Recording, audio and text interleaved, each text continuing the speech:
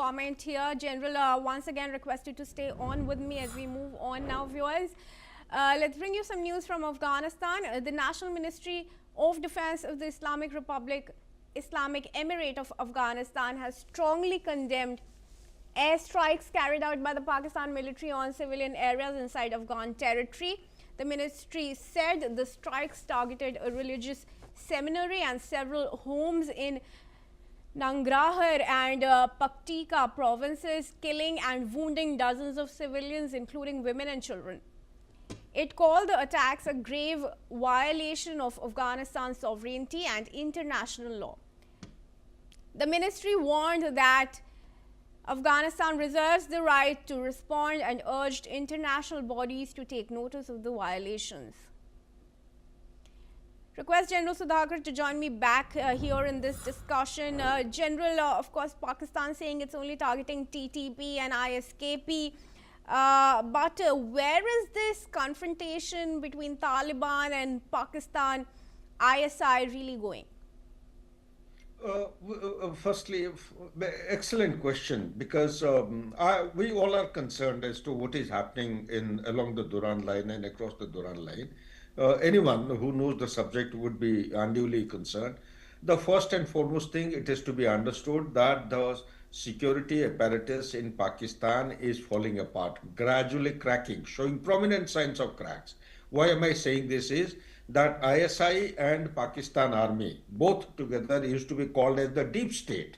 Deep state, a parallel government. Now there is no parallel government. It is only one government, that is Munir's government. After everything, Constitution Amendment 27 has come into being. So everything is under him, including the nuclear button. What has happened is that ISI, because of unbridled power which has been accumulated on oneself, that is Munir, he has taken everything. Total, eternal immunity towards any kind of accountability, no impeachment, nothing. He is not subjected to scrutiny by either media or judiciary or anyone. So that is the kind of leadership we have in Pakistan.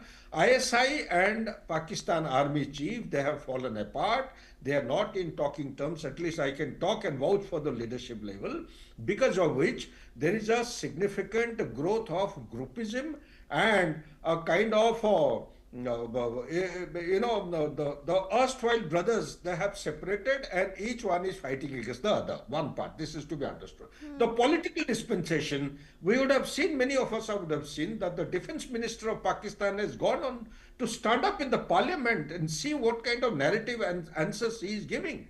That Pakistan army as on today is financially and also materially deficient to face the terrorists and the jihadis and give a successful fight. He goes on to say that the so-called terrorists, Tehrik-Taliban Pakistan and Baloch Liberation Army, their kit only costing around $20,000. The guns and the optical devices they have is around $4,200. And such is the kind of explanation, thereby conveying one thing, that the Pakistan army is not fit enough to actually contest any kind of such kind of challenges. Number three, the violence level in Pakistan all over, be it Balochistan or Pakhtunkhwa, Khyber Pakhtunkhwa, or along the Durand line, is increasing by the day. It is becoming more attritional and violent.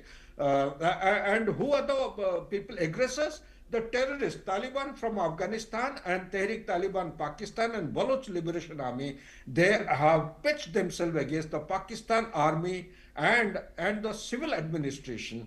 And most important thing is that what is happening to Imran Khan in the jail. An elected representative is suffering, no medical care is being given to him, and or I would say inappropriate medical care, and Shehbaz Sharif is playing to the tune of Donald Trump and not bothered about the security, safety and the upkeep and the progress of the nation. Under these, in the backdrop of the economic kind of criticality that the country is going through and the constitutional challenges they are facing, the Taliban in Afghanistan, they are right when they say that intermittently Pakistan army has been carrying out offensive actions. My take on the whole issue is, this is simply to carry out destruction of the domestic constituency, because whenever it has happened in the past, if you read the history from 47, 48 till date, whenever there is a criticality in the internal stability of Pakistan, they either carry out, like we have ceasefire violations in past 5-7 days. Regularly it has been taking place between India and Pakistan. So when India is giving it back nice and properly, and we have actually carried out devastation, decimated the line of control, the bunkers and the deployment in past 48 to 72 hours. Thanks to a government dispensation, they've given a free hand to the armed forces. So now they find it difficult to actually, retaliate further. So now they switch directions. They go towards the Duran line, carry out activities against the Taliban, so that they continue to draw and distract the attention of the Pakistan people who are concerned about ineffectiveness of the governance or the people who are supposed to be governing and giving them an effective law and order and a kind of a peaceful existence within the country. That is the moot question which they are not getting. Therefore, they are resorting to these kind of things. All right. General, thanks very much. It's a pleasure as always to speak with you. And we now move ahead, viewers, to some news from South Korea.